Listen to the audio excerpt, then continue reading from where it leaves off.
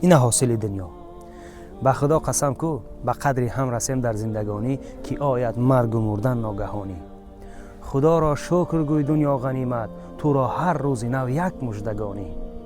از تولید تا مرگ کوتاه مدت است. در این مدتی کوتاه باور که برای یک چیزا دلسیاهی، برای یک چیزا روسیاهی، آخر همین سکندر با خودش یک خس نبرده است. چی باشد مال و ملک خسروانی؟ اینمی کسی فوتیده را پیدا نسازی، خونی دل میخوری از ناتوانی. به دنیا آمدی از بحر رفتن، نماند هیچ ذات جاودانی.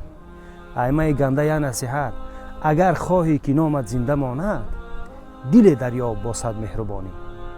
این دنیا را باور که جمع تر تقسیم برابر که حاصلش اینمی میبروید. خلاص. یا من عصیت الله یوما غافلا